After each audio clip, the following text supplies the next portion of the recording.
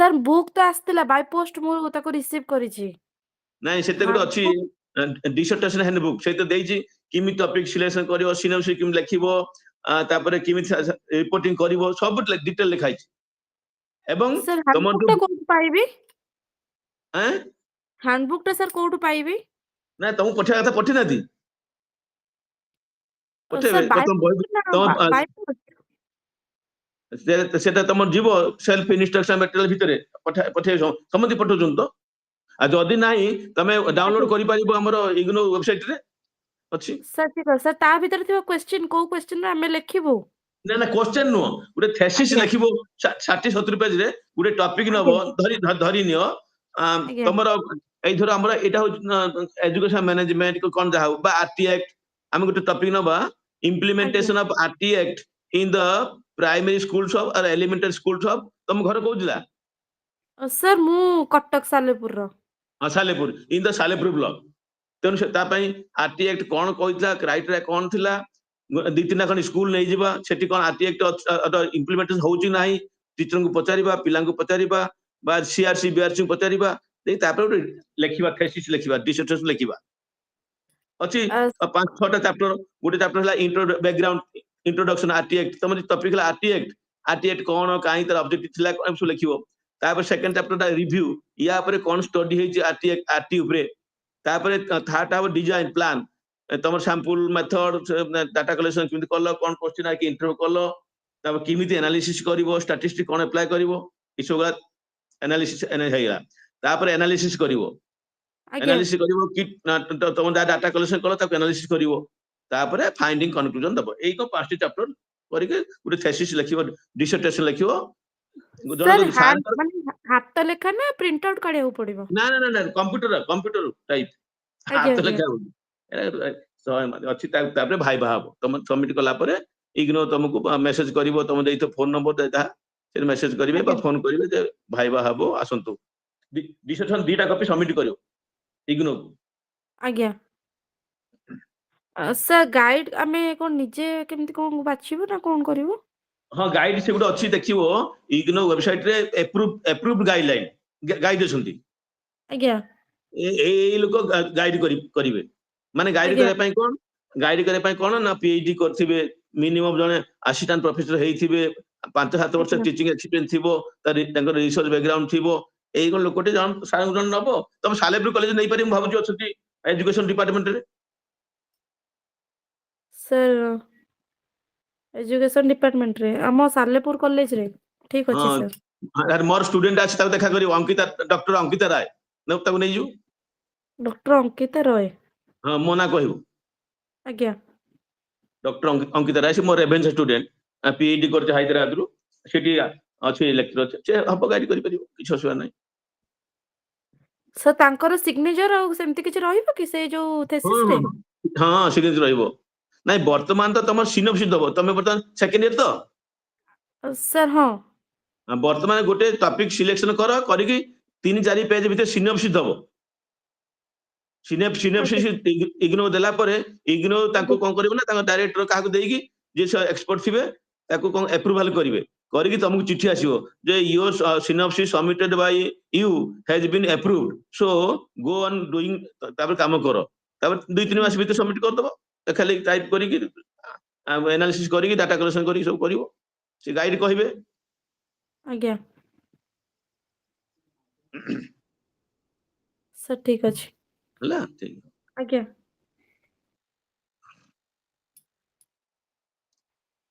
अच्छा fast year सब तो कहिथिबे ना ना कहि नाथि हेलो हेलो हां प्लीज हाँ सर सुभाषिता ना सुभाषिनी आज्ञा हां सर प्लीज सर पचारती कि जो भाईबा पई डाकिबे सेटा कोन भी बैक एरिया कोन लागुची केते पिल्ला कहउतले कि बैक लागि जिवो क्वेश्चन आंसर न देले तो सही कथा पचरतन ना ना काई क्वेश्चन दे तुम दिस इज नॉट क्वेश्चन तुम तो काम करिथिबो गाइडिंग का पाखरे सो जानिथिबो गाइड कहिथिबे तापर तो भाईबा पई तुम तो 7-10 दिन आगु तुम खबर जिवो एसएमएस देबे कि फोन करिवे जे भाईबा আছে আসো সে 8-10 दिन ভিতরে তুমি গাইড সাথে কনসাল্ট করিবো স্যার মতে কোন পছন্দ অবজেক্টিভ উদাহরণ স্বরূপ তোমরা অবজেক্টিভ এই ফান্ডামেন্টাল জিনিস এই টপিকটি নেলা ইয়ার অবজেক্টিভ কোন আচ্ছা ডাটা কেমনি কলেকশন করলো ताको डाटा कलेक्शन कला केमि एनालिसिस करो कोन फाइंडिंग पाइलो ए फाइंडिंग केमि तुम साहाय्य करी एई को तो फंडामेंटल 5-6टा क्वेश्चन हबो बतारिबा कोन आज्ञा सर थैंक यू सर किंतु तमे काम करिथिले कहि परियो धरिनो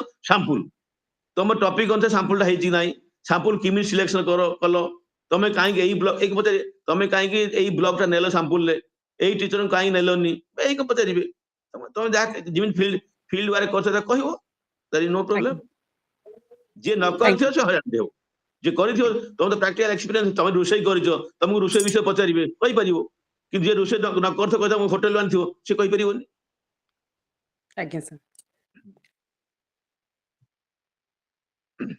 should we start this session now it is 7:03 all right 2 minutes we'll wait how many participants students 1 2 3 4 5 6 18 6 24 so today is the third day of counseling is not it second third fourth second third fourth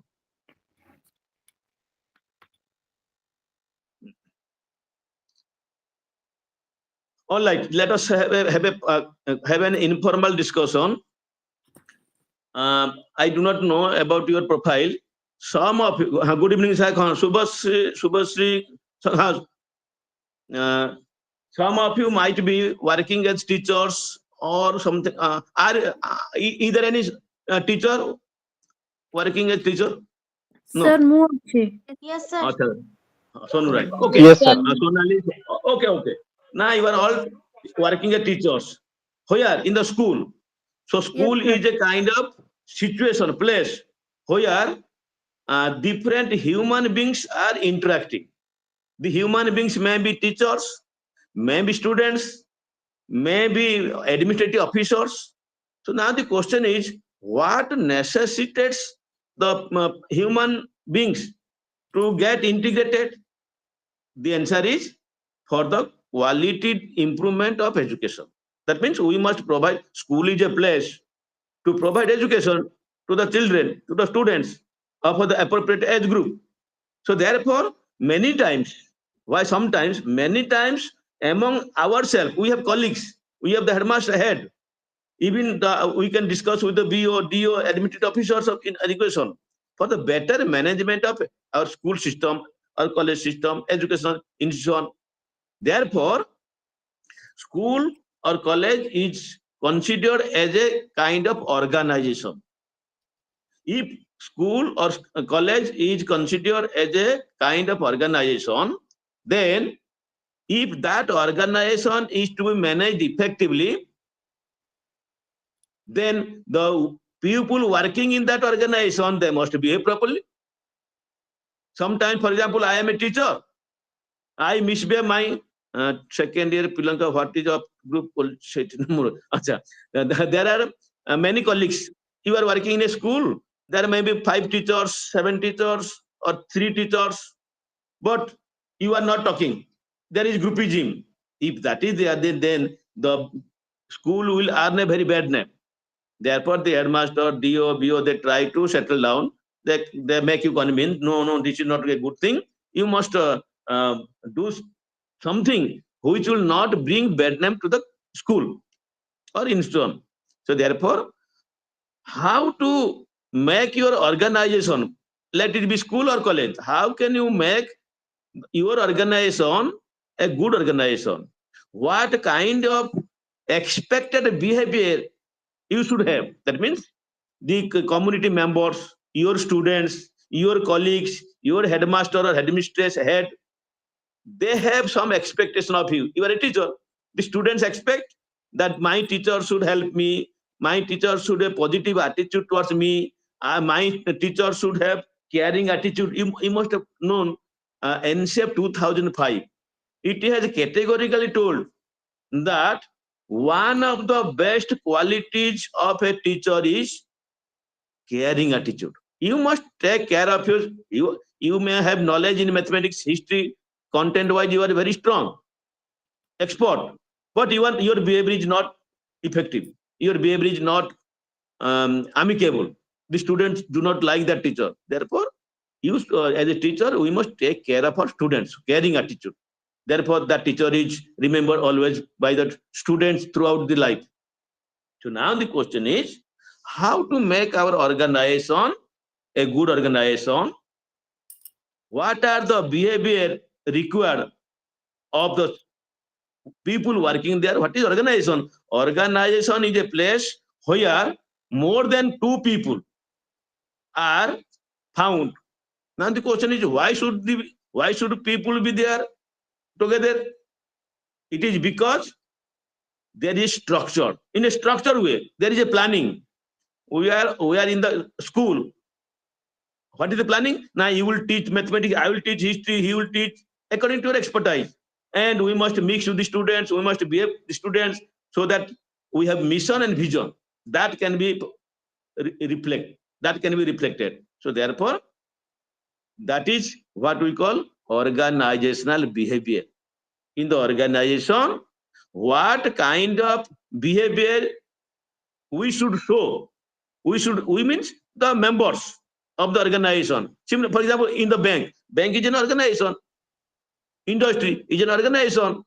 There are different employees. If there is no cooperation, coordination among the employees and employers, then that organization will certainly not prosper. That will not happen. Similarly, in the school, as an organization can run well, can go ahead if we the teachers, not only teachers, students, head, there must be a perfect cooperation. Harmonious cooperation, harmonious relationship must be visible. Otherwise, that organization will not be effective. So therefore, organizational behavior is essential. As a teacher or as a member of the community, we must have knowledge of organizational behavior. Already I have made you aware of the fact that what is organization? Organization plus behavior. What is organization? And what is behavior? Organization is a place where more than two people are assembled in a structured manner to achieve a goal. You all are teachers. Why are you assembled in the school? Now your school has a goal. But means my students, my school, through the students will be better students. So you are not only teaching mathematics, science, different curricular subjects. Also, you are making the students better citizen. When the people around you, the community member, they find that their wards, their children, they are better in the behavior, in the attitude, in their way of interaction, in their speech habit, then they say the credit goes to the school or organization. Who? The teachers. So therefore, our behavior must be very effective. We'll discuss in detail. Just I am giving the background of the topic. So therefore, this organizational behavior is most essential, not for the teacher, not for the educational management, but also for the society as a whole. So therefore, MES-43 talks about that organizational behavior. So our talk, can anyone tell me what is the meaning of MES? Anyone? MES, Master of Educational Studies. BES, Bachelor of Education Studies, BEd. So anyhow, so therefore organizational behavior, this is a part of your educational management. So therefore MES-43 talks about that. And in the background, it has been told organizational behavior is the study of the behavior and attitude of people in the organization. For example, your organization school, this teacher does not talk with that teacher. Sometimes this is my experience. Sometimes there is quarrel among the teachers. Sometimes the teacher does not like the student because that student does not come to his tuition or her tuition. So you have your tutor is that teacher. So I don't come to me. No, it is not like student is student. That behavior is not expected of a teacher. When the teacher say, no, you do not come for tuition to me, so don't come to me, don't talk to me, then what impression should that student carry about you? Very poor impression. So that is not expected. Then that student will go to the headmaster and tell against you something. You know the scenario of this thing. Anyhow, so therefore, how many members are there? Maybe three, maybe more than two. Organization means more than two. 3, 4, 5. We must be cooperative. Collaboration is to be visible so that we can share, we can exchange our ideas. That will facilitate the process of organization. Otherwise, it will collapse. It will ruin. So therefore, that behavior is essential. So therefore, we can say organization is a place where 2 or more people work together in a structured way to attain certain goals. In order to achieve goal, we are become together. Anyhow, so therefore, this MES-43, or that is the title is organizational behavior, has been talked about through 4 blocks. So what are the 4 blocks? First block is organizational behavior, an overview. Second block is leadership behavior in educational management. Third block is about decision making in educational management. Fourth block is communication in education management. That means communication. For example, if a teacher is committing something error, the headmaster will say, Madam, sir, you are thinking like this, you are doing like this. Is it good? It is a school. The students are watching you. Please rectify yourself. Communication, speaking, exchanging, sharing, like that. So therefore, in block 1, as I have told you, this is something about organizational behavior. We will talk in detail. Then block 2, that is on leadership. So one must in the organization lead. The rest of the members, they should help that leader. So therefore, leadership is an ability to influence the other members. So how capable you are. For example, at the school level, if the school has been considered as an organization, then the leader is your headmaster or headmistress, head. If the head has failed, if the head has failed to bring you together, then the school has gone. So therefore, leadership quality, ability to put together, to bind together. So how capable you are, that is all about in block 2, we'll discuss. In block 3, as a leader, as a teacher, you have to make many decisions. For example, decision about the school hour, whether the school will start from 10 to 4 or 10:32 like that, or the recess will be half an hour, or there will be short recess 10 minutes, or long recess 30 minutes. Then what method will be used to teach science if you are teaching science. So many decisions you would take as a teacher, as a headmaster. For example, how many times we must convey parent-teacher meeting, in which month we should conduct our annual function. There are many you have to choose. So when you are taking decision, it is not your one-man show. I am the headmaster, I will do whatever I do know. Because organization to be effective, if organization is to run smoothly, then decision should be on a consensus basis. That means you should, as a head, as a leader of the school, you must convene a meeting. Now you can take this, you can take the opinion of teachers. So what do you feel? In the month of January, should we go for field trip? Should we, this time, as a head, I think that we should have a wall magazine, because our children, students are very creative. So let them write a small poem or quiz, something like that, so that we can, wall magazine, in the wall of the school, we can paste it and we can read it, and we can celebrate the creativity of the learners, and they will be encouraged. Now, when you say, if it is sir, it is very good, excellent, so we'll do. So, because it does not require any fund, you can tell the students in a piece of paper, you can write down your poem, you can write down your quiz, you can write down your short story.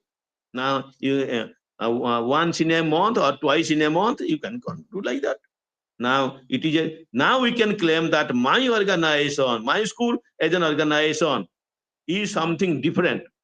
So Ananya, now the community members around you, they will acclaim, yes, I am sending my student to a school where something is going on, something productive is going on, something positive is going on. My child is doing something creatively, something like that. So that gives a sense of satisfaction.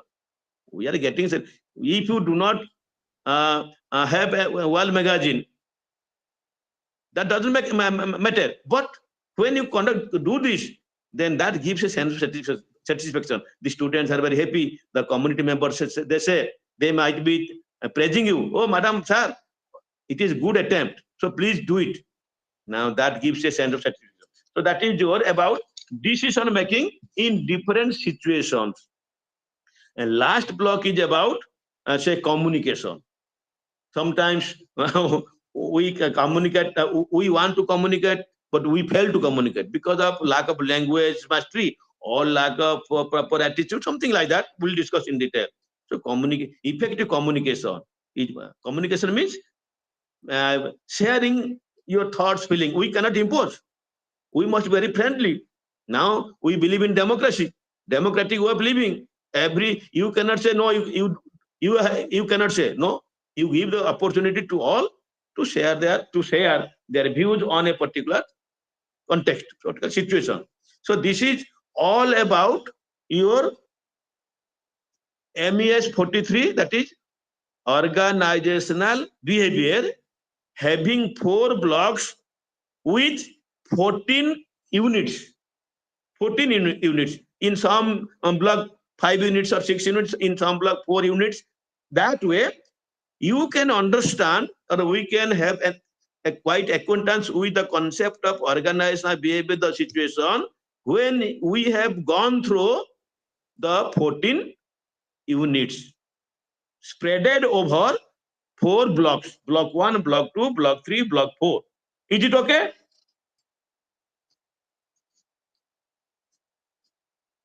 Now let us come to, we'll make this is a global view. Now let us come to the detailed discussion. So today we'll discuss about unit 1, 2 or 3 units as the time permits. So this unit 1 of block 1 is your, let me tell you, this block 1 has 4 units. Block 1, the title of the block 1 is organizational behavior and overview. That has been discussed in 4 units. That means block 1 has 4 units. Unit 1 is nature of organizational behavior and historical perspective. It's history. Unit 2 is group dynamics and team building. Essentially, your organization is a question of team cooperation.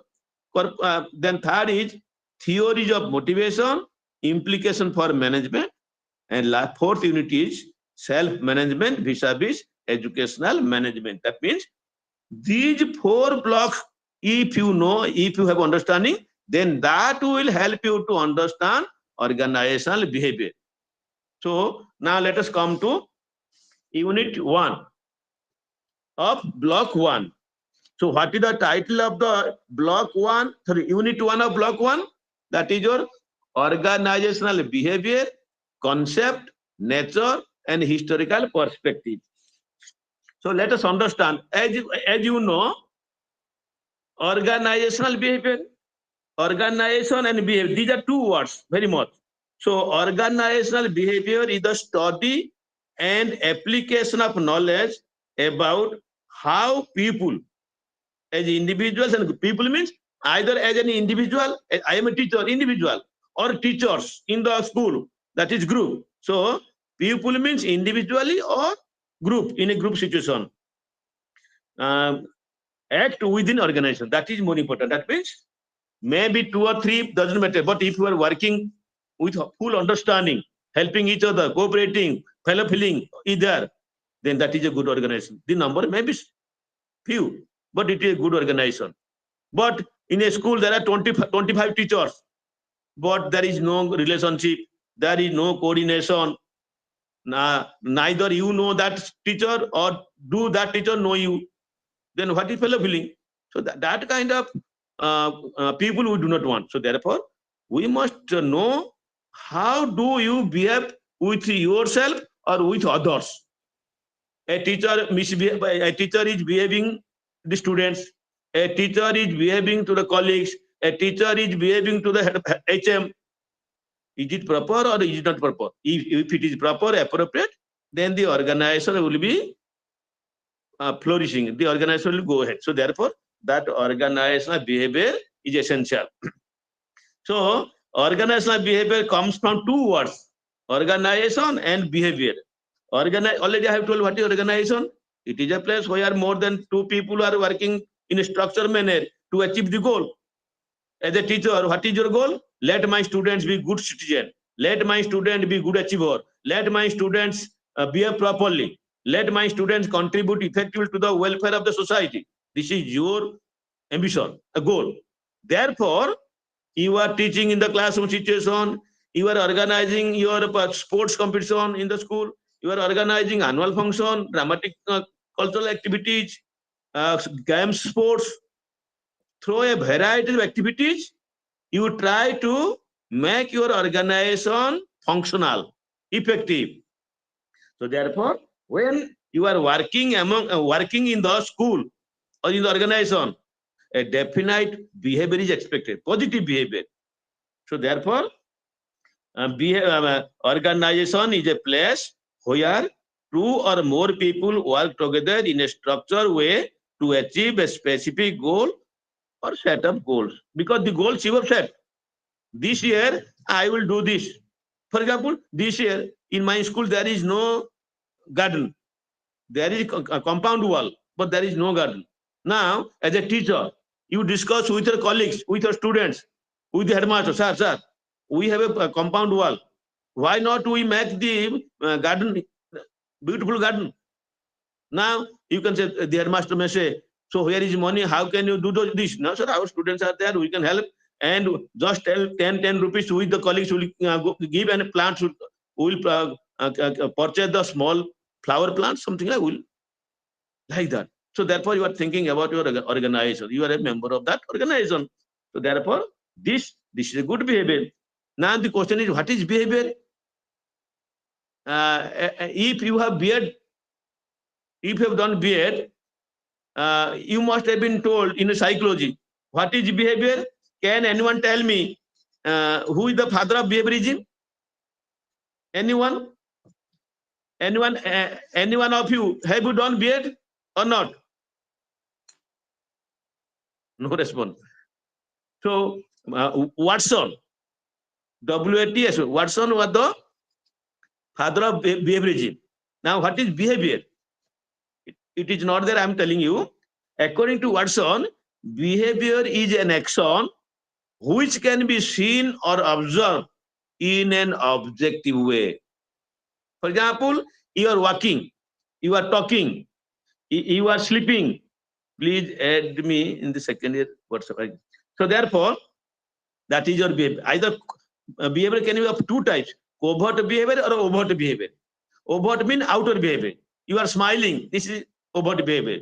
You are thinking, that is your covert behavior. It is covered. What you think, we do not know. So how can you know when you speak, sir, I was thinking like this? That becomes overt behavior. Also like that. So we can say behavior is the total response to a stimulus. So we can say behavior is the total, that means how do you respond to the situation as a whole. For example, the teacher has asked a question to the student. The student is, without any pause, the student is answering. No. You take some time, then you answer. Now the teacher might be saying, oh, my dear student, why are you so hurry? Please think of the question. Then you answer. That is total response. Therefore, we can say behavior is a question of connection between stimulus and a response. To each stimulus, there is a response. To each stimulus, there is a response. For example, as a teacher, you might be For example, class teacher, you might be calling the roll number 1, roll number 2, roll number 3, like that. If the roll number 1 is present, then he or she might be saying, yes, madam, yes, sir. So stimulus is roll calling by the teacher. Response is, if present, yes, sir. Or some student may say, sir, she is not present, she is absent. No, sir. Like that. So this is the behavior connection between stimulus and response. So therefore, if you think of life, life is a manifestation of activities. So how can you say that you are alive? So that anyone's life is manifested through various activities, like cognitive activity, motor activities, or your affective activities. So every individual performs certain bodily activities, certain behavioral, certain mental activities like thinking, imagining, like that. So therefore, behavior includes all types of activities, either motor activities like walking, speaking, dancing, running, like that. Then your cognitive activities like perceiving, remembering, thinking, like that. Similarly, affective activity like feeling happy, sad, angry, afraid of. So these are the different activities from which we can know the behavior of an individual. For example, you are crying. So what makes you cry? Somebody may ask you. This is the behavior. You are dancing. Somebody may ask you, why dancing? Now tomorrow or day after tomorrow, we have the annual function. I am practicing. That is motor activity, like that. So thus we can say behavior includes both overt and covert behavior. Therefore, behavior, we can say behavior is a collective name for such activity: walking, talking, thinking, imagining, feeling happy, cognitive, motor, affective. All these activities are included under behavior.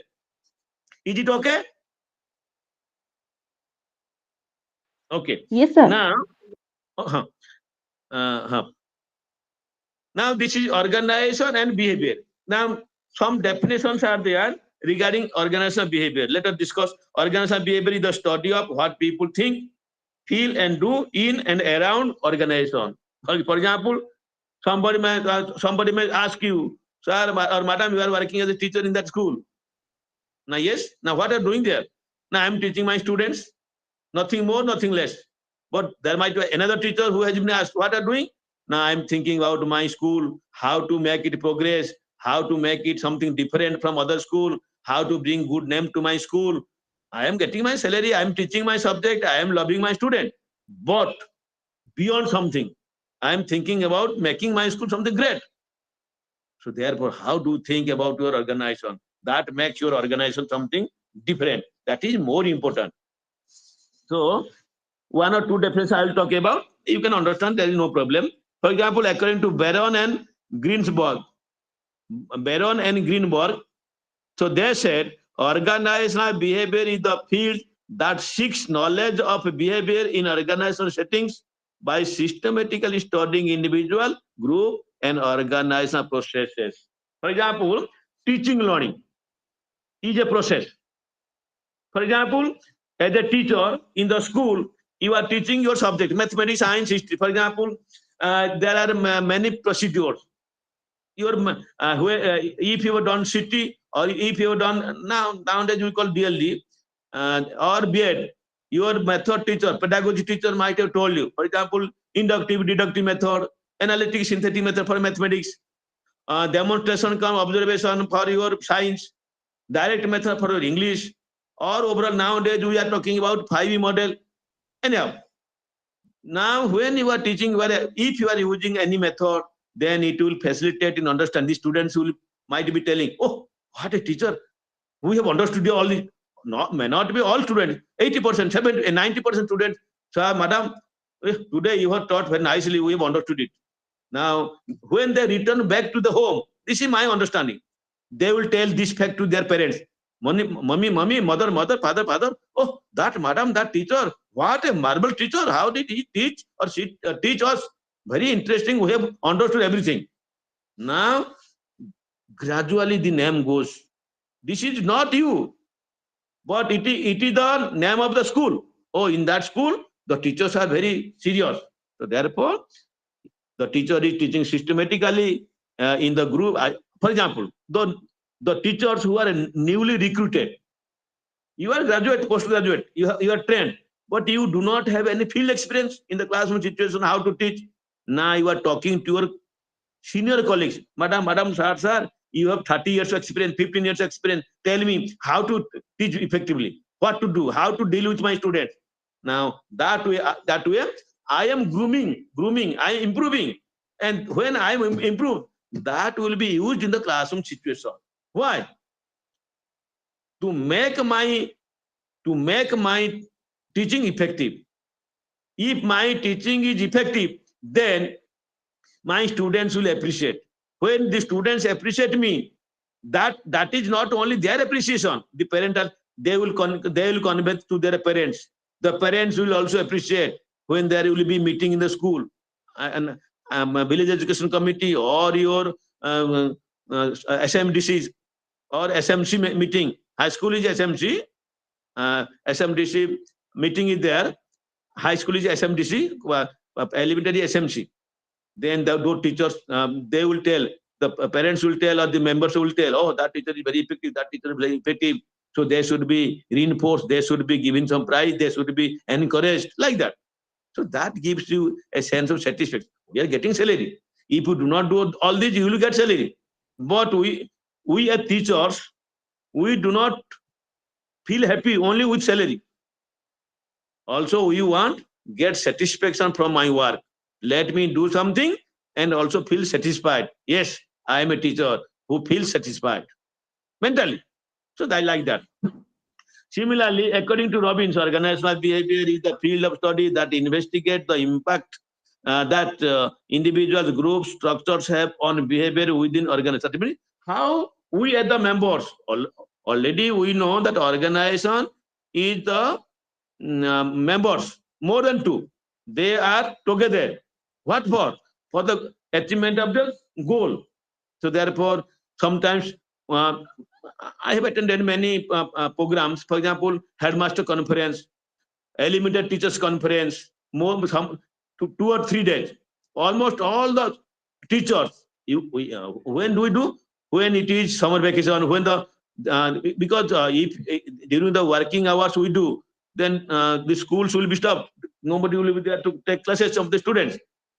Better during the vacation, when the schools are off, there is some conference, teachers conference, headmaster conference. In that conference, we discuss some problems of issues of the school, how to improve. Now we have different insight. We are inspired. Oh, this problem can be solved by this problem. How could you know? From that discussion, from that. Similarly, you are attending different refresher courses, different orientation courses, training courses to enrich yourself as a teacher. Anyhow, so this is simply we can say school organization. If this concept of school organization dates back as early as 1940, from 1940, we can find this. Its origin can be traced much further back in time. From Plato, a Greek philosopher, wrote about equity in work relationship. So this is how we can say it can date back to as early as Plato. So Plato, for the first time, he talks about equity, equality in terms of ability in the work situation. For example, as a headmaster, I cannot say, Subhasini, you should teach English. Then Subhasini as a teacher might say, no, sir, I am a science student. No, doesn't matter. You are a teacher, you teach English. No, that would. The headmaster should see what is your background, which subject is comfortable for you, which subject you can transact effectively. Then it should be according to your specialization, according to your mastery, according to your expertise. If the subjects are allotted, then definitely you will feel you are in a comfortable zone, and you can transact, you can show justice to the student, like that. Similarly, one of the sociologists, German sociologist Max Weber, he wrote about rational organization, and initiated discussion on charismatic leadership. Therefore, this is also like that. Similarly, Taylor introduced the systematic use of goal setting, how to set your goal. So therefore, one of the ways is your prioritization. For example, you are working in the school. There are many problems. For example, there is no science teacher. For example, I do not know. There is no science teacher. There is no boundary wall. There is no good laboratory. There is no this. There are 7 to 8 problems. Now all the problems cannot be solved in 1 year or in 1 day. So now you can list down these are problems, but which problem is more important? If that problem is not solved, then the school students' learning will be affected. For example, there is no science teacher. So you will say, no sir, boundary wall next year we can see. But if the science teacher is not there, who will teach science? That will affect the students' achievement. So somehow we can make attempt for the appointment of science teacher. Next year we can think about something else. So that is we call prioritization of need. Which is more important? That is comes first. So now different approaches of learning and organizational behavior. So already I have told you behavior is more important. How do you interact with the people? How do you extend? How do you make a situation positive in the school situation, organization like that? That is more. Therefore, the human beings in the situation, in the work situation, they must learn how to behave, how to treat others. For example, learning is more important. Learning of what? Learning of how to deal with other members of the organization. I am a teacher, he is a teacher, she is a teacher. How to deal with other teacher, how to talk, how to behave. So therefore, let us for some time to spend on concept of learning. You must have. Can anyone tell me what is your understanding of learning? Anyone? Pragya Paramita or Susri or Suchishmita? Anyone can you tell me Sonali, your understanding of learning? What? Sir, Lida. Santap. Please. sir, learning is the adjustment to the environment. Learning is the okay. Now, how can you make adjust? What are the abilities you require? How can you get it? So therefore, please. Sociable behavior.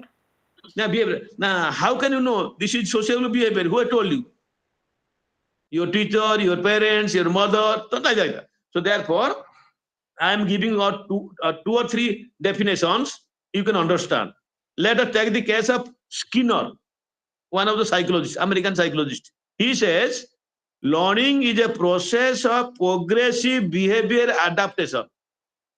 You are talking about adaptation, adjustment.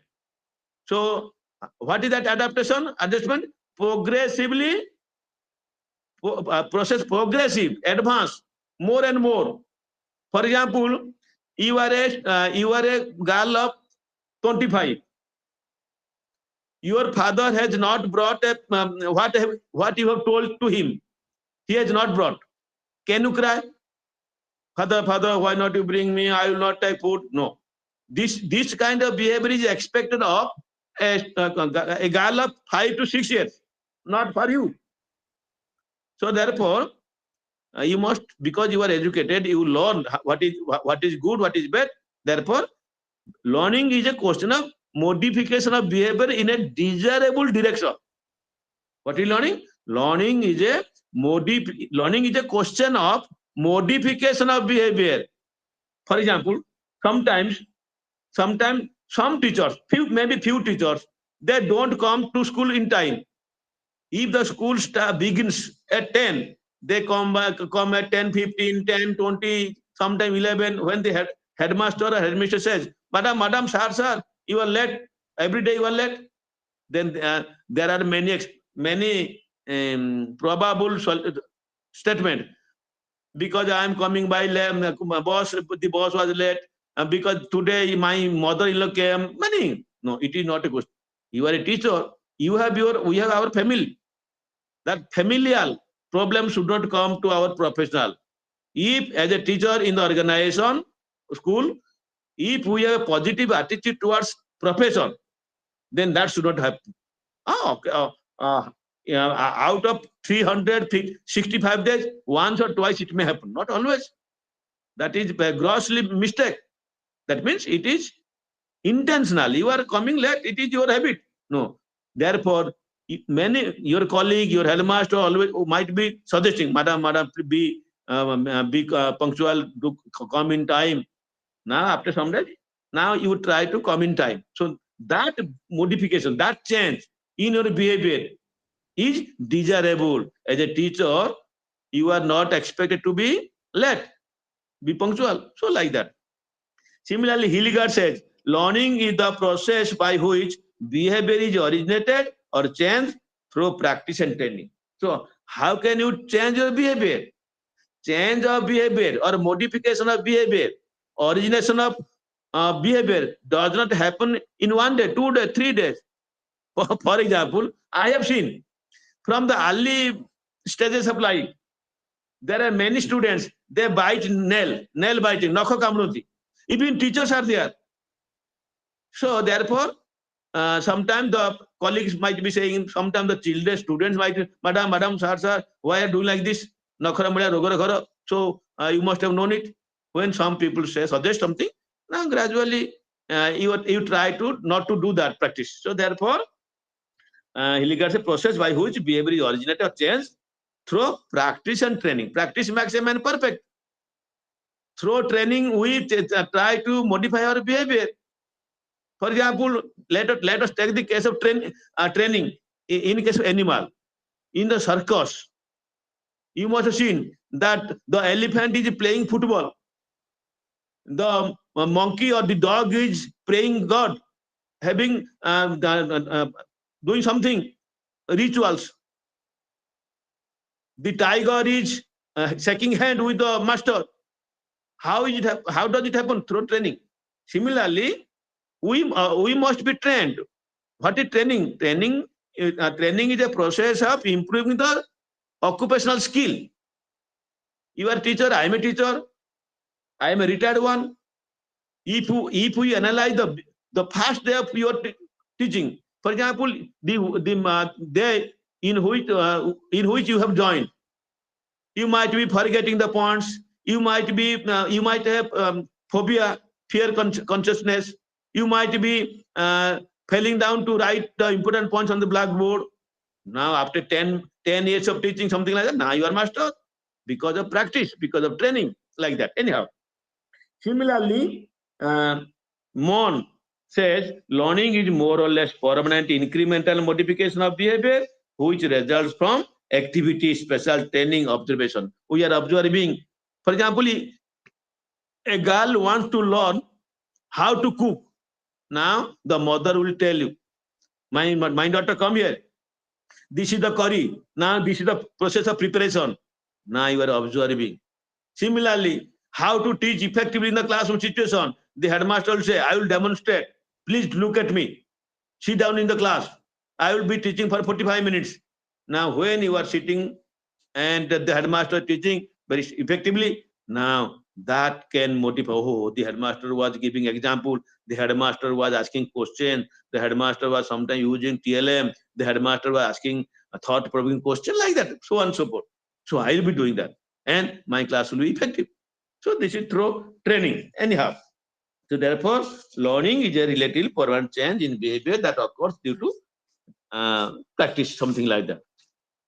Now, through learning, because in the context of organizational behavior, learning influences the ability, role perception, and motivation in individuals' behavior and performance.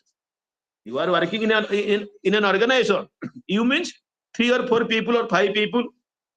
If the behavior of one of the members of the group is not satisfactory, now other people, they might be suggesting, they might be helping. No, this is not a good behavior, something like that. So therefore, learning, you learn from others. Somebody is influencing you. So why? To make your organization a good organization. So therefore, learning is essential. Now the question is, there are different approaches to learning. For example, in this context, it has been given classical conditioning, that is Pavlov's theory of learning, classical conditioning, operant conditioning, and constructivism, humanistic approach, something like that. So, in case of classical conditioning, which was propagated by Pavlov, learning is the outcome of association between the stimuli. That means the teacher must be telling, headmaster must be telling, you are getting. So the situation, now you are changing. So therefore, classical conditioning theory considered learning as passive. So therefore, the learner notices the connection between the unconditioned stimulus and the conditioned stimulus. I will give, this was the situation of learning propagated by your Pavlov. Let me give you how learning does take place according to classical conditioning of Pavlov. He has given the example like this. It is natural that when somebody looks at the food, you are hungry. When you looks at the food, there is salivation. खाद्य देखिले लाल बोइबो, आचार देखिले लाल बोइबो, मांस तरकारी देखिले लाल बोइबो. So therefore, we can say this food is the natural stimulus, and salivation is the natural response. Natural stimulus, natural response. Salivation is due to food. Food causes salivation. So we can say food here in the example is the unconditioned stimulus. There is no condition. That is your natural stimulus. And when somebody looks at the food, what happened to him or to her? Salivation is there. Then in the experiment, he said, ringing of bell was ringing. Bell, that is CS, conditioned stimulus. Bell plus food. That means bell is conditioned stimulus and food is unconditioned stimulus. So conditioned stimulus plus unconditioned stimulus. Bell plus food, salivation. This will continue, repeated for months together. Then after that, there will be no food. Only bell is ringing. There is also salivation. Originally, food makes you salivate. Bell ringing plus food, salivation. After some days practice, there is no food, only bell, also salivation. But here, bell is conditioned stimulus. Salivation here is conditioned response. So therefore, we can say this is the process of learning. That means learning is a process of conditioned stimulus when it is associated with conditioned response. Is it okay? छोटिया उदाहरण देले बुझी पारिबो. धन्य तमरा जहार छोट पुओ की झियो अछि प्रथम द्वितीय श्रेणी पढिबो स्कूल जिबा को इच्छा करनी तमे को जा स्कूल जा से को जाना मु स्कूल जिबिनी से तमे कहले ह ठीक अछि जदी तू स्कूल जिबु तते मु 10 टका देबी तू जलखिया खाइबु से पिला पाठ पढिबा जाउनी ए मा तो 10 टका देबो कहले बापा तो 10 टका देबे कहलेनी से 10 टका पई स्कूल गोला 10 टका दिया गेला माने स्कूल हेइ जे पिला पाठ पढिबा पई पिला एवं स्कूल एटा हटु नेचुरल किनु पिला गला नाही तेना हम 10 टका देले पिला गला कि दिन गला परे तमे कह नाइ रे बापा मोर पैसा नै मु 10 टका देबिनी तू स्कूल जाना से को ना मा मते 10 टका न दे मु मोर स्कूल जाउछ काहे की ना कंडीशनड हे गेला. So therefore he knows that in the school what is happening, that is better for me whether you give me money or not. So therefore for Pavlov, learning is a process of association between conditioned stimulus and conditioned response. Is it okay? Then Yes, sir. another is operant conditioning. Operant conditioning, this was propagated by Bandura F. Skinner. So he does not think about the stimulus response association. He said, what is behavior modification, if learning means behavior modification or modification of behavior, then how does it happen that? How does behavior modify? So behavior modification is based on the law of effect. So according to the law of effect, the likelihood that an operant behavior will be repeated depends on its consequences. Before that, let me tell you what is operant. So behavior modification takes place. What is operant? Operant is a question of connection between the organism and environment. Organism and environment.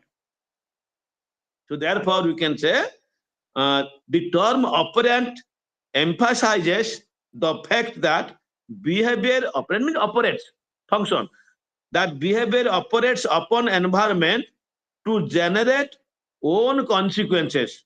Operant behavior is always external and it can be observed. That means whenever, for example, you have gone to a forest, when you looked at trees, small birds, mountain, found, and something like that, so something come to your mind. Now, how the sound, what the sound of the little birds, the murmuring sound of the fountain, that is your stream, the blow of the branches of tree, that has created something. Now you have composed a poem. So composition poem. Now you are operating. That means you have changed yourself because of the interaction with the environment. So therefore, operant emphasizes the fact that behavior operates upon environment to generate its own consequences. The consequence is poem. You have gone to Chilika and you are composing a poem, you are writing a story. It is because of your operation with Chilika, operation with the environment, going to the environment like that. So therefore, if that is learning, let us come to our education situation organization. For an education manager, providing positive reinforcement, because when you are giving reinforcement, the worker will be working properly. The example is given. For example, to ensure attendance of staff members during sports day, the principal of a government school announced attendance bonus. That means those who will attend the sports function, or we can say the sports day, they will be given this like this. Then all teacher will be. I will share my own personal experience. When I was working as the principal of B.Ed College of Teacher Education, Koraput, when there was a notice that the debate competition will be held on such and such date, the officer in charge, the lecturer who was in charge, he complained me, sir, nobody is interested to participate in the English debate competition. Then I said, what is your opinion then? I said, so this year we will not organize. Then I said, no, let us go. Then I went to the class. I said, there are 100 students. I said, how many of you have English honors? 2 or 3 students were there. How many have political science, economics, history? Many students were there. There were science students also. I said, no problem. You should participate. Today you are a student. Tomorrow you will be a teacher. You have to talk. You have to debate. You have to participate. If you are not practicing here, how can you do? So when I encourage, reinforce, 1 or 2 they have rest with all grumbling. Okay. Now 0 to 2, 1 or 2 participation. Then again I repeated. All right. Those who will participate, this is how I am reinforcing. Those who will participate in the debate, English debate competition, I will give them 20% extra mark in the practical. 100 mark in the practical. So I said 95% I will give you. Then when I declare this, to my surprise, 10 students have raised, sir, we will participate.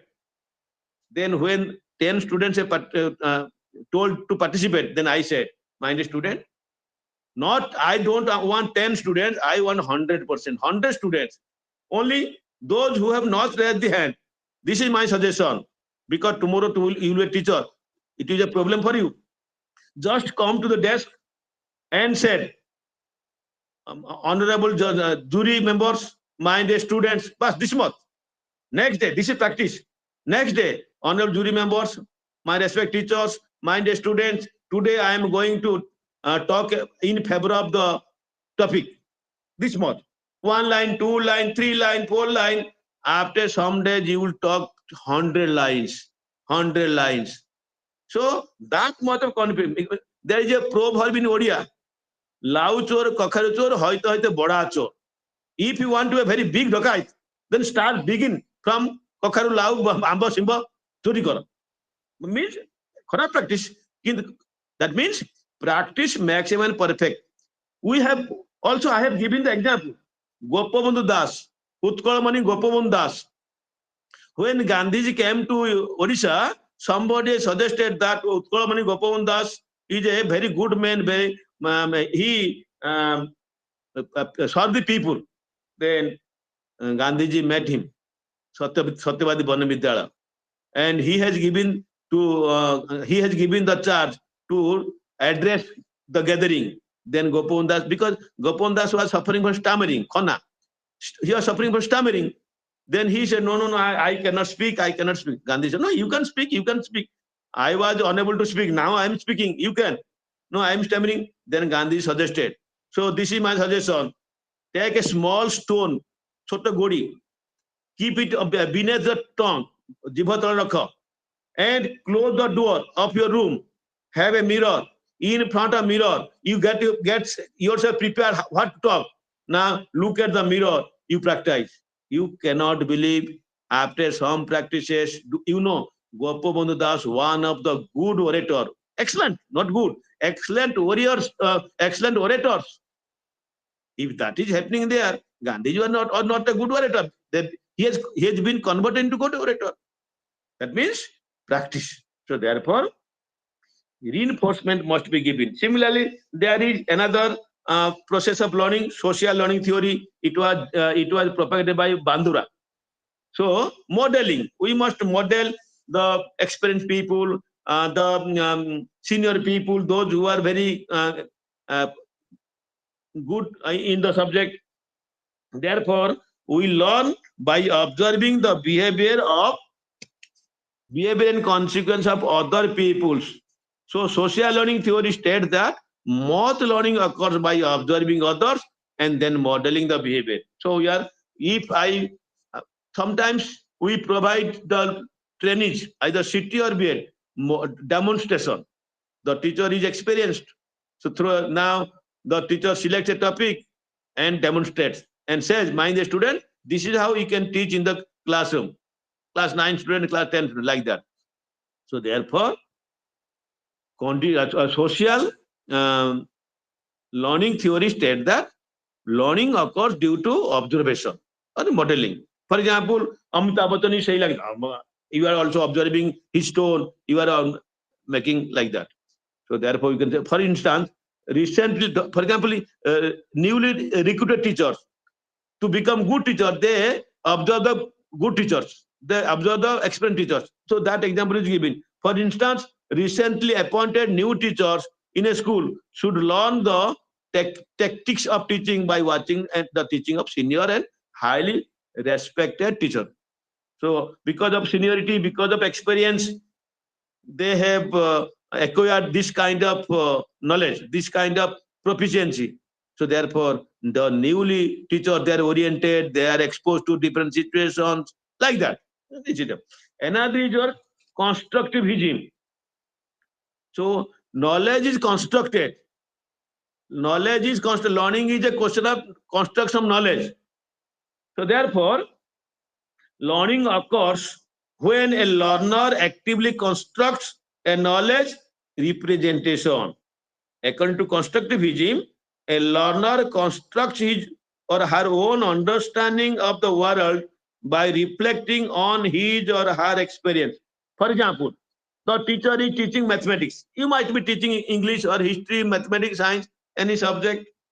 In the class, you have a variegated variety of students. Your class is a homogeneous grouping. Some students, their parents they belong to farmer group. Some students, their parents might be teacher. Some students, their parents may be washermen or fishermen, something like that. Some students, their parents may be administrators or politicians. That means a variety of background.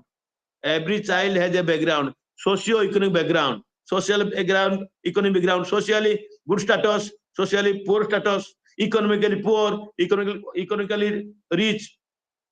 Now you are the only teacher, you are the one, but many students, 50 students, 50 background, 40 background. Now, how can you address? How can you address? So therefore, when you are teaching mathematics, you know the background. For example, you are teaching math, simple, you are teaching addition in class 1. Addition. Now, you are asking a student, his father is a cultivator. Now you can say, my dear student, how many bullocks are there? Have you bullocks? Now yes. How many bullocks? Now 2 bullocks. Your father is a cultivator.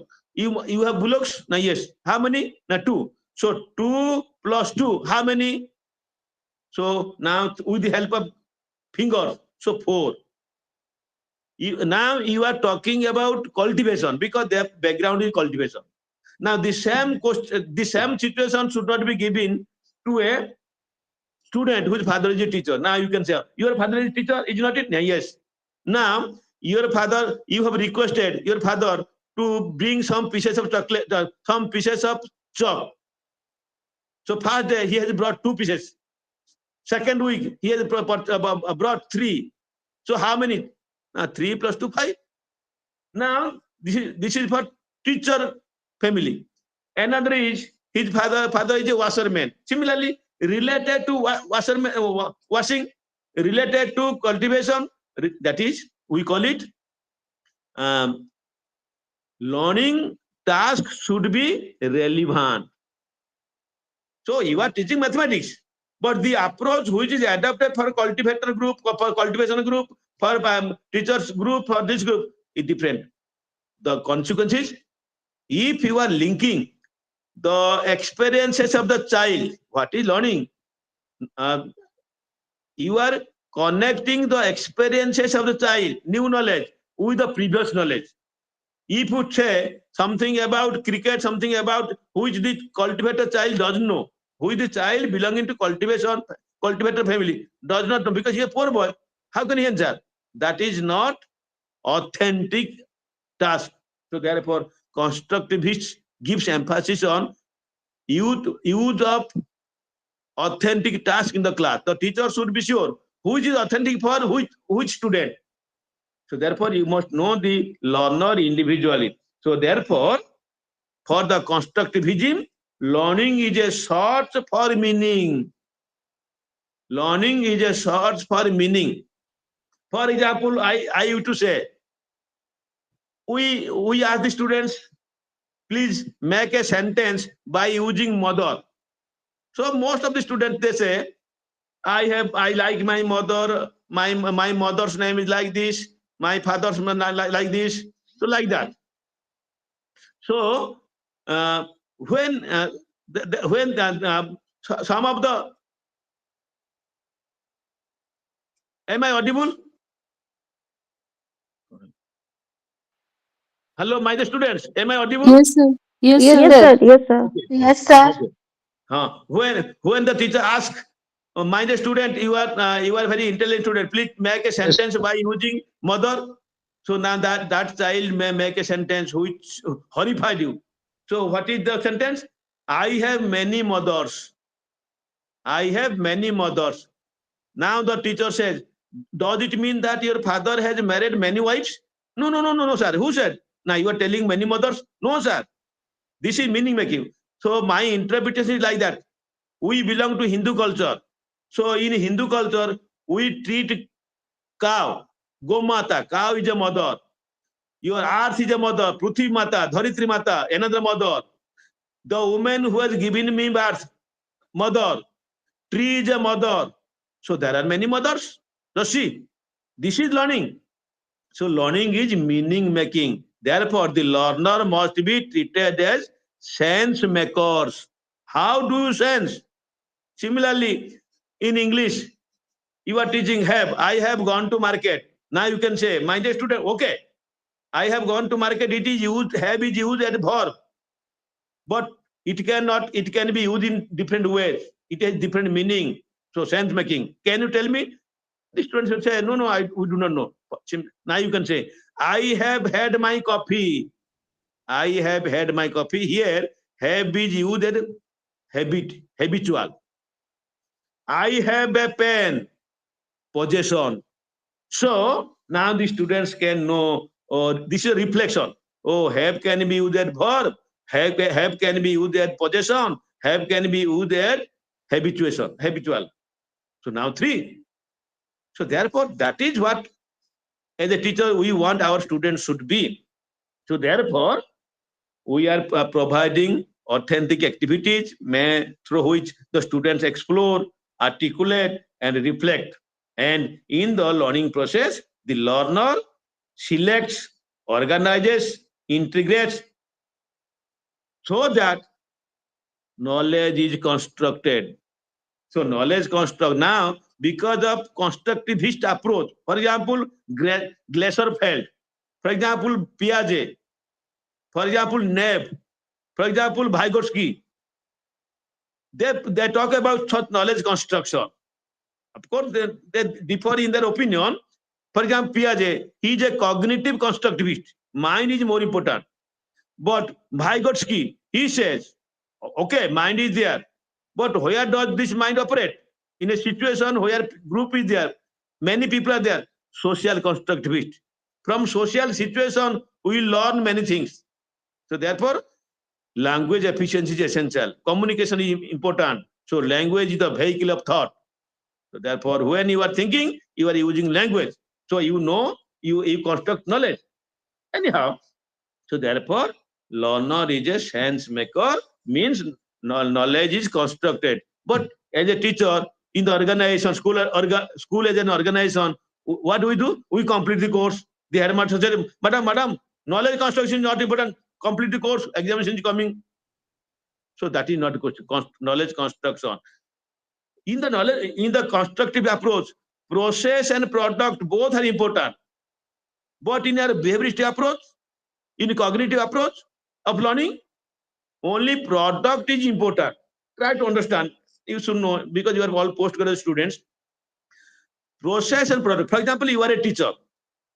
You have given the home task. Next day, when you go to the class, you are asking, my dear students, yesterday, let me tell you, yesterday I have given you a piece of home task. Now, okay. Now, have you completed, have you done? 100%. 30 students, all the 30 students, they said, yes, sir, yes, madam. But you should not be satisfied. You must reflect. How is it that Mr. B or Mr. C or Mr. A, he is not or she is not a good student? How could she do? Now you can ask, my dear Mr. A, have you completed the homework? Now, yes. Now, please come here. Do on the blackboard. Now, my question is, there are some students, they do not do the homework. They make friendship with the good students. Then the good students, those who have done the homework, they just copy. That means there is this is wrong process. So my they are not using mental process. Creativity, intelligence, imagination, remembering, thinking, these are the mental processes. When you are solving a problem, when you are doing your homework, those students who have done the homework, they must be thinking, oh, this is not like this is like imagining, making good sentences, creativity. But the student who has not done copy down, these processes are not taken care of. But product 100%. You should not be contented with 100%. Oh, all the students have done the homework. That is the product. But have you ever thought how is it possible that that student who is not a good student, he has done he has completed? Now you can inquire. So therefore, constructivist learning is inquiry based, discovery learning. Anyhow, now let us come to humanistic. Who is learning? Human. Who must treat him properly. So humanistic approach is developmental. As the child is developing, as the human being is developing, we must manifest that kind of behavior. Otherwise, people tell, hey, this is childish behavior. He is not mature. So therefore, this humanistic approach is concerned with the growth and development of people towards higher level of competency, creativity, and fulfillment. For example, for example, you can, because you are growing, you are at the age of 15, but you are reading in class 2, class 4, class 3, class 4. That means your growth is mental growth is slow. So therefore, people will, the teacher will not take much care of you. Oh, you cannot say, sit down. No, it should not be. So therefore, creativity. What is creativity? Creativity is something, doing something new, creating something new. For example, India and go Indigo, Virat Anushka Virushka, Ralia, Ranbir Kapoor, like that. So now this is something new. Similarly, in the field of cultivation, in the field of शुभुनि की message कर ले hello hello am I audible? Yes, sir. Yes, sir. जन की message कर ले कौन शुभुनि हाँ ठीक है so therefore there are students who can create many new things I will give an example of creativity of a child. Once a teacher was teaching in the class and justifying, proving, showing the book. He said, "What is this in my hand?" The student said, "Book." Now then the teacher has put the book on the table. Putting the book on the table, the teacher said, "Where is the book?" Now the student said, "The book is on the table." Very good. Then the teacher said, "Where is the table?" Now the table is on the floor of the class. Now the teacher said, "Therefore the book is on the floor." The book is on the table is on the floor, so the book is on the floor. A is equal to B, B is equal to C, so A is equal to C. Fallacy, but proved. Having had this example, the teacher was thinking that I am very creative, I am very intelligent. No student can answer. But to your surprise, a student taking the last bench, when the teacher said, "Is there any student who can say the same example or analogy?" None of the student, only that student who was taking the last bench in the class, he was raising the hand and falling, making the hand raised and fall. The teacher could catch it, the teacher could watch it. Then the teacher said, "Mr. Student, does it mean that you know half of the example?" Then the student with all politeness said, No, sir, who said that I know the half of the example? I know full example."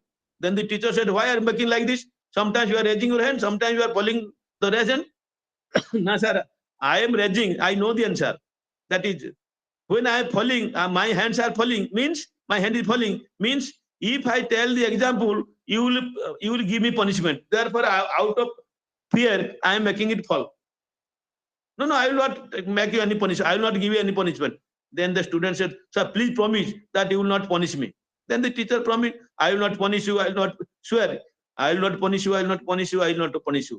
The moment the teacher has said like this, now the student has shown his creativity. What is that kid? The student said, "Sir, I love you. You love your daughter. So I love your daughter."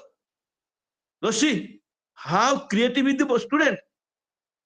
So therefore, the teacher should take note of that.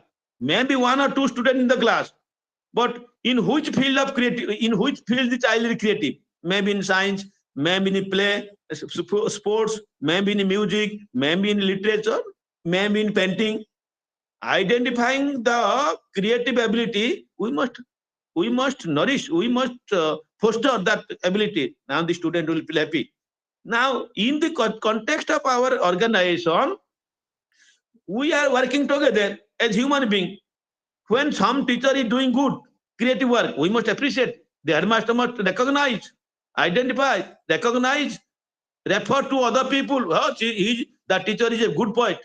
That teacher is a good dramatist. Something like that. Not only science teacher, he also is like this. So therefore, this approach helps the employees to become better and more responsible and tries to create a climate in which they may contribute. That if that is there, then you can contribute to the welfare, to the whole of the organization. So now let us come to the another aspect, organizational behavior in educational institution. There are many, maybe industry, maybe banking, maybe railway, but in our educational situation, school, colleges, university, it helps the teachers and principals to look at the behavior of the individuals within the school. Now we must observe the behavior in the school. It also helps their understanding of the complexities in involvement in interpersonal. That means, so how the teachers are involved. For example, a group of teachers, they are assigned some work. There are some, all are not same. Some are cheating, some are doing very seriously. The head must look it and must praise. Oh, you have taken more pain. I understand. I must appreciate you. Like that. Then need to study. What is the need of studying the organizational behavior? The behavior in the organization, behavior of the many people who are working together in the situation. Organizational behavior, uh, it helps in understanding, predicting, and influencing. So these are the three essential conditions which must help you to make your organization effective. Organizational behavior satisfies your need to understand the dynamics of the school, and that means you must understand you are in the school, who is what, how is what, which student is better student, which student is notorious, which colleague is not helping you, which is telling against you, which is not like that, who is not cooperating. So that is also required. That is also helpful to make your organization effective. Organizational behavior also helps you to test certain ideas that were developed from previous observation learning. So which idea is better, which idea is not better, that is also possible. Now, organizational behavior theories and concept will help you to influence the organized events. So these points are there. Organizational behavior helps an individual in the following way. What are the understanding one's own behavior? You must know your. Sometimes you know I got angry. I should not have angry. Next time I will not do. Understand the behavior of others. So who is what? For example, some colleagues are liar, some colleagues are very cunning, some colleagues are very intelligent, some colleagues are very cooperative. So some have very negative attitude toward you. So you must know it so that you can handle the situation properly. Seeking cooperation of the individuals who can help you, who is trustworthy, who can be taken into your confidence, like that. Seeking cooperation, managing interpersonal relationship, how to make inter means among. There are 4 or 5 other teachers. How can you make relationship with others? Understanding dynamics or work culture. What is the work culture? Sometimes the headmaster, for example, this is a work culture. Sometimes the headmaster does not bother for your creativity, for your sincerity, for your punctuality. Only come to the school and do your duty by teaching. It is not like that. So if the headmaster says sometimes the headmaster is telling like that, let me do like that. Helping to communicate better, tell others how to share, predicting behavior of others. Now, if this student or if this teacher or colleague is behaving like this, so in future you can predict. So if he's a liar, in future he will be a liar. So don't believe him, like that. If he's a cooperative, let me take him into confidence so that I can seek his cooperation. Managing human resources effectively. You are the headmaster, head of the institution. You know that who is what, who is more capable in science exhibition, science ability. So he should be given or she should be given to organize science debate competition, annual function. There are many activities, scout, guide, like that. Even your in the high school, we have learning corner, we have our eco club who can do this better, like that, helping individual to behave effectively. So therefore, if the organization is to run effectively, means organization is an entity. The life comes through the members, the employees, the workers. If the workers are not cooperative, are not working intact, then nothing will happen. So now, what are the goals of organizational behavior? So the goals are, So to describe, to understand, to predict, and to control. The first goal of organizational behavior is to describe systematically how people, what to describe, how people behave under a variety of conditions. For example, for example, if you are helping the headmaster says yes.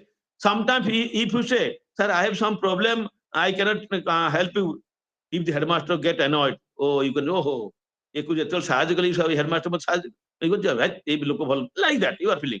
So second goal is to understand why people behave as they do. Now you must understand as a teacher with your colleagues, or students, community members, or the headmaster, why does he behave like this? Where is my problem? Like that. So now you can correct yourself. Third is predicting. This is the goal. Predicting future behavior of people, maybe students, maybe colleagues.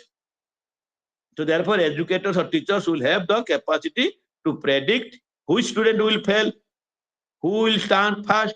So you are making a prediction, and those who will, sometimes we say, this year that student will get scholarship, so let us give more focus, like that. Nowadays, yesterday, today, I had been to a particular school. So that headmaster said, sir, our DO has said the class 10 students will be divided into three groups. One is achiever, another is focus, and another something like that, so that we can give attention accordingly. The final goal of organization is organizational behavior to control human activity at work. Because you are the different people, the workers, the employees, the teachers who are there, they are working. How do they work? For example, if I am a teacher, I am working. Am I sincere? Am I teaching effectively? So sometimes the headmaster should go to the class. If the students complain, sir, that teacher is not teaching, only making nonsense, telling nonsense. Now, if that is that, now the headmaster can go. If you do not go and the teacher goes on talking nonsense, then it will bring ill name to, that will yield ill name. The school will have bad name. So therefore, no matter what the organization are, there is need to describe, understand, predict, and better manage human. These are the four goals. Then already I have told you, most important element in the organization is human being, humans, maybe students, maybe teachers, maybe headmaster. So therefore, the human resource management is essential. How to manage the human, because every human is precious. Every human is a kind of asset, a resource for the school, for the organization, for the society, for the country at large. So therefore, in the school context, at the organizational level, if the teacher as the human element, students as the human element, they are not properly managed, then there will be great losses. For example, one of the teachers, he can participate in the science quiz competition effectively at the national level, but you are not allowing. A teacher who can do better services to your society through extension work, but you are not allowing. So his resources are not usable. So therefore, it is bad. Therefore, the success of any organization in the long run depends much on the quality of the human resources. For example, there are teachers are there as per the at the elemental level, as per the RT Act. Number of teachers are there, 7, 6, but the teachers are not qualitatively, neither they are teaching well, nor the students are very satisfied. So now you can write for transfer. Some good, at least 50% good teachers, efficient teachers must be there. So therefore, the emphasis should be on product. That means what kind of human resources are there? Are the teachers, for example, in the school context, are the teachers who are appointed in my school? The headmaster is asking, are the teachers appointed in my school, can they deliver the goods? Can they give the justice to the school, to the student, to like that? If not, some other arrangement can be done. So therefore, management policies should be adopted properly. Another concept is your characteristics of organizational behavior. So The 5 feature characteristics are the multidisciplinary factor, the scientific method, the contingency, the multiple levels of analysis, and the open system. Just I will talk 1 minute. The multidisciplinary factor.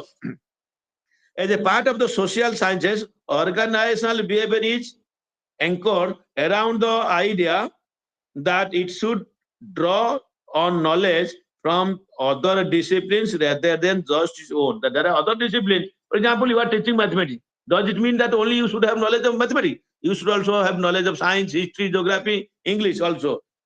Organizational behavior should be multidisciplinary. Otherwise, you cannot. For example, you are an arts, you have a humanity background, you have done B.Ed or CT, you are a teacher. Tomorrow you can become the headmaster. So how can you know that the science teacher is teaching effectively? Therefore, you must have some understanding of other subjects. Therefore, multidisciplinary. You should, among the traditional fields of the maximum contribution is given to psychology and sociology. That because psychology, you must understand the behavior of the student, teachers. Sociology means social relationship, who has made, who is cooperative, who is having the better relationship, interpersonal relations with others. Therefore, psychology, different subjects are the psychology, sociology, anthropology, all you can do. Another is, second is the scientific method. The second characteristic of organizational behavior is related to the way we study organization. Organizational behavior is studied systematically, scientifically. The scientific method is not a single procedure for collecting data. Rather, it is a set of principles or procedures that help. That means the teacher, when you are studying the people or situation in the organization, you must deal with scientific way. For example, first is felt need. Then felt need. Then after that, collection of data, like that. So that analysis data, then follow up. You must do this. Then third is the contingency factor, another characteristics. This factor states that a particular action may have different consequences in different situations, or no single solution is best in all circumstances. For example, a student is remaining absent in the school. So there is no only one solution. Maybe he's a poor boy. When you know that he's a poor boy, you are giving, a government is providing fund, but still he's not coming. So you could know that he doesn't like to read further education.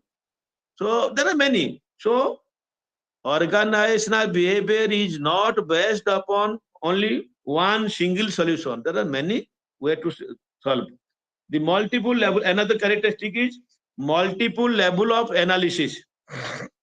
And therefore, organizational events should be studied at 5 levels of analysis: individual behavior, interpersonal behavior, group behavior, organizational issues, and environmental issues. So these are the 5 levels of analysis. When you are analyzing, that is multiple, means many: individual, interpersonal, group, organizational, and environmental. What is individual behavior?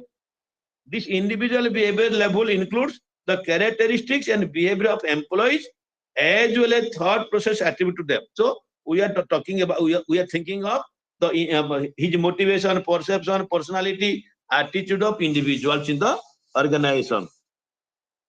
There are 5 teachers. 5 teachers do not have same attitude. 5 teachers do not have same creativity. 5 teachers do not have same motivation. So you must understand who is motivated, who is not motivated, who teacher is intelligent, who is not intelligent, like that. Interpersonal behavior, it describes interactions of 2 or more individuals and how behavior of one individual affects another. Sometimes there is quarrel. So we must, because we are all teachers are intellectuals, so we must feel that I will not utter that word which might affect the behavior of others. So I must be very careful in using the word that must be there. Otherwise, the relationship between among the teachers may be very hazardous. Then group behavior level of analysis looks at the way people work as a team. That means cooperation. How there are many 6 or 7 members. how they are working cooperate. That is to be seen. At the organization level, it focuses on how people structure their working relationship. Work group doesn't mean we are number 5, 7, but the question is what the structure, how they are involving, what kind of involvement is there. Do the member think that it is our? Sometimes the members, one of the members say, "Oh, this is group, he will do." No, it is ours. It is not me. It is ours. We must participate. That should be there.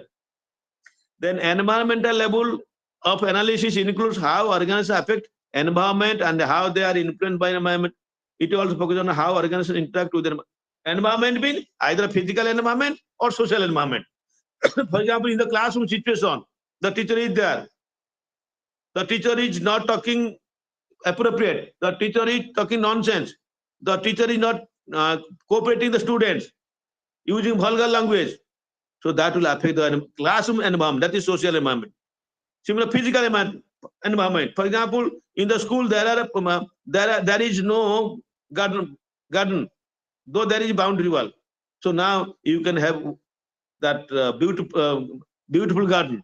So when garden is there, it adds to beautification. So therefore, physical environment, how that will affect the people of the community. They will say, "Oh, now the school looks very nice. Now the garden is there.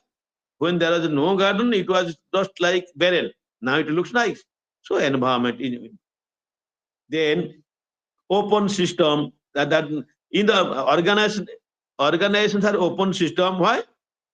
Organizations consist of interdependent parts, input, output. So therefore, an organization system acquires resources from its external environment, including raw material. For example, that chart is there, diagram is there, figure. Input may be raw materials, human resources. Raw material means your textbook, your laboratory equipment, like that. Raw materials, human resources, finances, equipment. So organization is your school. Then output, product, services, behavior. For example, if the school is an organization, if the input, if the materials are not available, for example, you have a science laboratory, but there is no equipment. So it will affect the performance of the science. It will not develop positive attitude towards science among the students. Similarly, the output means the result of the students in science will be very dull. Take another example. In our school, there is no mathematics teacher. The science teacher teaching. Definitely, it will affect the result of mathematics of the students. So therefore, input and output that must be found in the organization system. This is all about your unit 1 of block 1. That is something about your concept of school or organization behavior and nature characteristics, like that. Now come to unit 2, group dynamics and team building. Already I have told you, organization is a group, is considered of many members, more than 2 members. So definitely it is a question of group. If the group is not cooperating with each other, if you do not understand each other, then the organization will be affected. So therefore, group dynamics is quite important. So let us understand what is that group dynamics. The social process by which people interact face to face in small groups is called group dynamics. That means there are group members. So how do they interact with among themselves? So therefore, interact face to face. It is the study of forces operating within the group. So etymologically, we can say the word dynamics comes from Greek word meaning force. How forcefully you are interacting. What is the tone of the interaction? So therefore, we can say group dynamics refer to changes which take place within the group and is concerned with the interaction and Basically, we can say when we are 4 or 5 members in the school is an organization or bank is an organization, how those 4 or 5 members interact, how each other influence other, how one influence others, how they are cooperating. So therefore, this is what we call group dynamics. Concept of group has been talked about. What is a group? A group refers to the association of two or more persons interacting among themselves for achieving the common goal. Now the question is, why two or three members they are interacting for achieving goal? So in the words of Smith, a group is the largest set of two or more individuals who are jointly characterized by a network of relevant communication. That means there is a network. Group does not mean 4 or 5 people sitting together. No. Now the question is, why are you sitting together? Why are you working? If there is a common cause, if there is a common interest, if you are doing something for betterment, then that is a group, otherwise not. So therefore, a collection of individuals is called group. A collection of, I am repeating, a collection of individuals is called group when they have a common goal. The school, for example, let us take the example of school. Common goal will make our school a great school. The members of the group constantly interact with each other. Science teacher is talking about clarifying from the English teacher. English teacher is asking some question to the science teacher. Sir, what is this? What is that? So like interaction, maybe academic interaction, maybe school improvement, interacting for improving the school, like that. The action of one person affect another person, definitely. If you are talking ill of another teacher, then that teacher will talk ill of you. So that will bring bad name to school. So therefore, how to interact, what language will be used, you must be very careful. Each member of group identifies with other member of the group. So each member should identify, yes, I am also important. The second member, yes, I am also important. So all members are important. Nobody should be neglected. Behavior of the members of a group is interdependent on the other. How I am to behave, that depends upon you. For example, if we are 5 members, if the 4 members are behaving properly with me, they are smiling, they are making chit chat, they have positive attitude, definitely it will affect me. I will be positive, I will be negative, though I am not a good one, but gradually I will change myself. Oh, they are talking very nice, they are not talking ill of me, they are praising me, so why should I talk ill of them? So therefore, as you show socially reap, if others are good to me, if other members are friendly to me, why not I be friendly? Like that. So there are many factors which can help you to form the group. Maybe psychological factors, maybe social factors, maybe security factors, economic factors, cultural factors, power factor, status, and recognition factor. Just 1 minute I'll take. Let us come to psychological factor. You know, man is a social animal and needs to feel belong to other members of the society. A group provides a forum for regular interaction. So you get when you are interacting, you get satisfied, and belongingness is there. Then you can feel comfortable. Oh, my friends are there at any point of time when I am in need, they will help me. So that gives satisfaction. Psychologically, you are satisfied. Social factor. Individual make groups on the basis of social class, caste, religion, region satisfy their social needs. So, for example, you are outside the district, you are appointed in another school. For example, you belong to Ganjam, you are appointed in Koraput. You are a man of Baleshwar, you are appointed in Malkanagiri. In Malkanagiri, you find you have 10 teachers. One is from Kotak, another is from that Baleshwar, another is from Malkanagiri, another is from Raigada, another is from Sambalpur. Now you forget that you belong to this area, you belong to that area. We are all teachers. Now which teacher? By you, my friend? Now yes, you belong to Sambalpur. Now seeing a Sambalpur. Oh, you are from that. You tell me the culture of your area. So this is how fellow feeling is developed, and you are satisfied. Security factor. Why do make group? Secure. The group provides the members a sense of security in the time of emergency, like health problem, sudden need of money. Sometimes all of a sudden you require money. So your friends, they will contribute like that. Then economic factors. An individual work in an organization and gets paid for the, you are getting salary, something like that. Call the factors. For work, people move from one place to another, but they are not able to associate themselves with the workplace. Therefore, people belonging to same culture, sharing same language, and celebrating similar festivals form. So therefore, that is better. But I don't believe in that. Only Balesa people will make friendship with Balesa. No. But it is easier when you can make friendship with your area, people of your area. That is convenient. Okay. Then power factor. The group also provides power and leadership. So therefore, you feel like, yes, I am a, for example, for the teacher, we have different organization. For example, in case of our college teachers, OGCT, Odisha Government College Teachers Association. Now we all retired. We have also an association, Odisha Government College Retired Teachers Association. Similarly, OSTA, Odisha Secondary School Teachers Association. Like that, similar elementary. Why?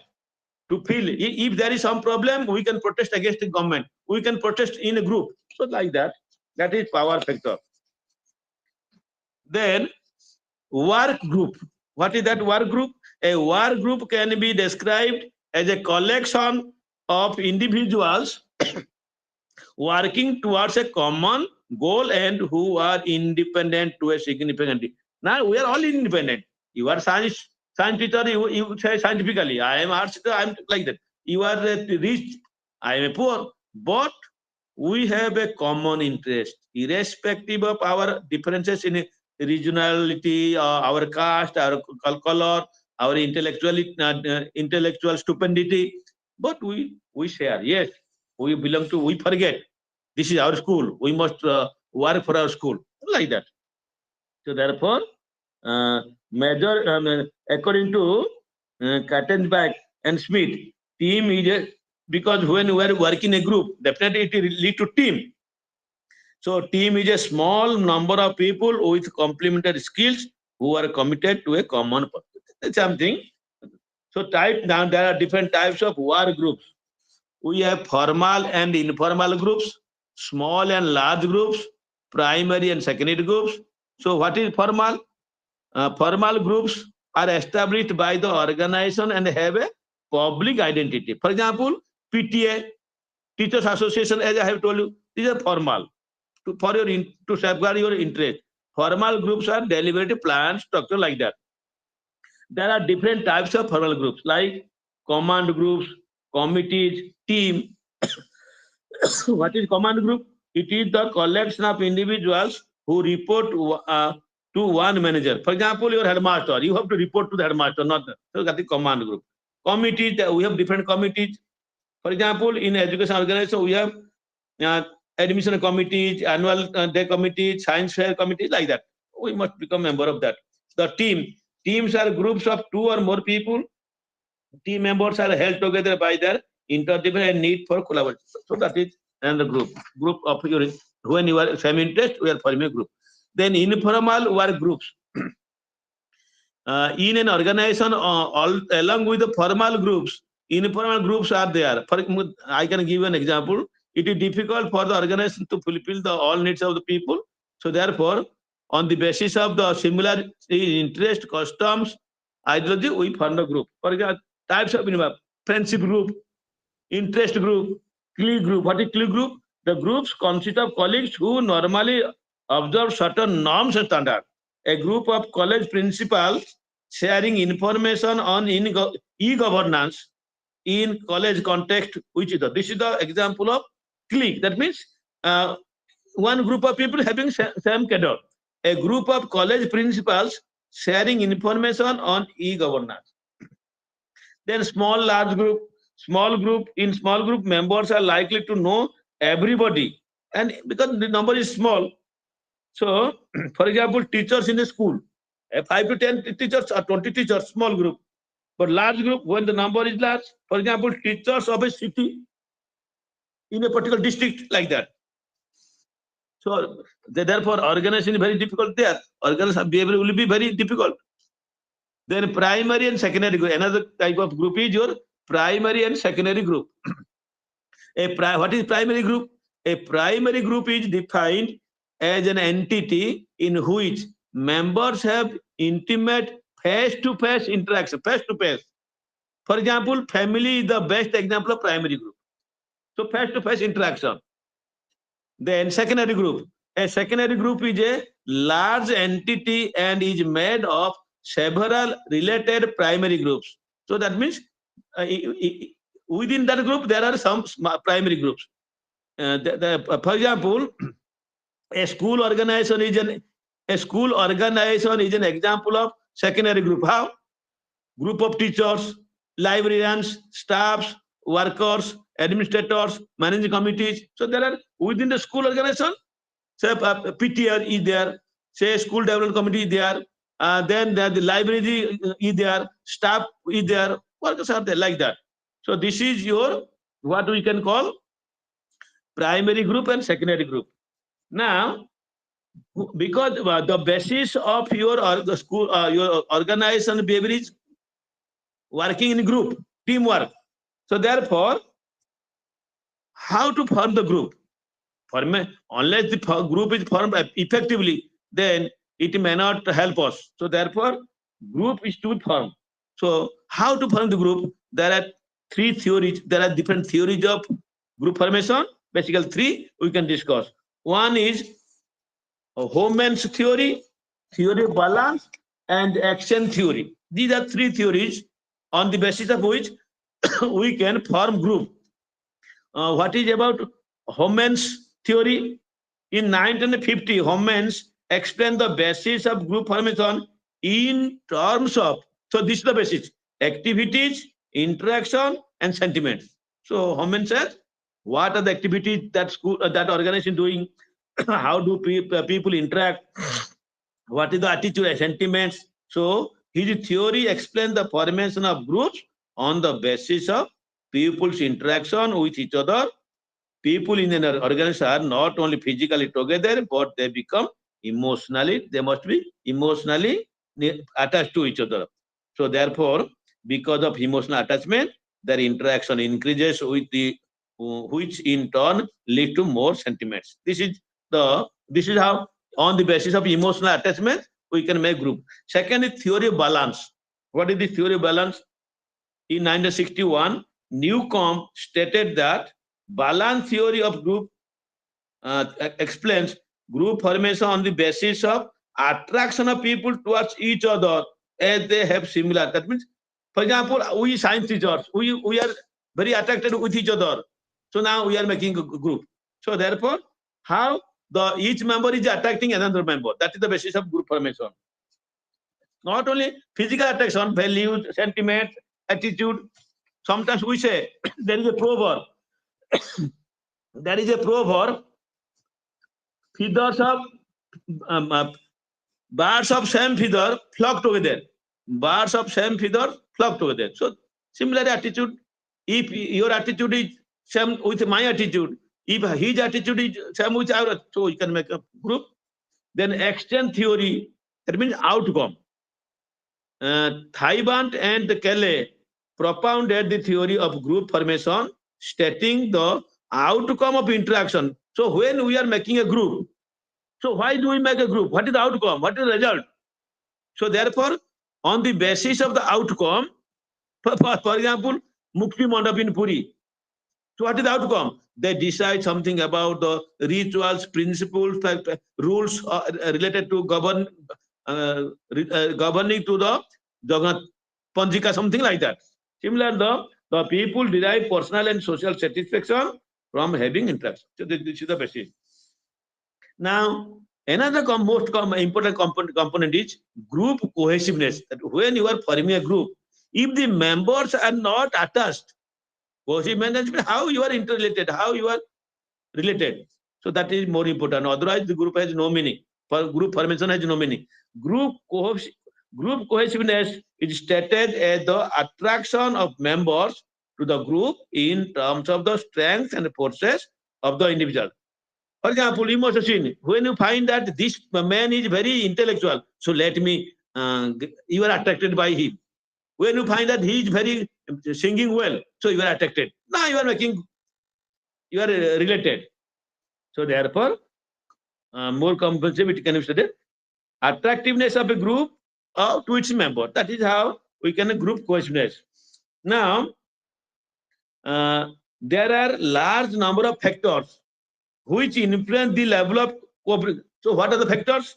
One is size of the group. The more the size, the less will be cohesive.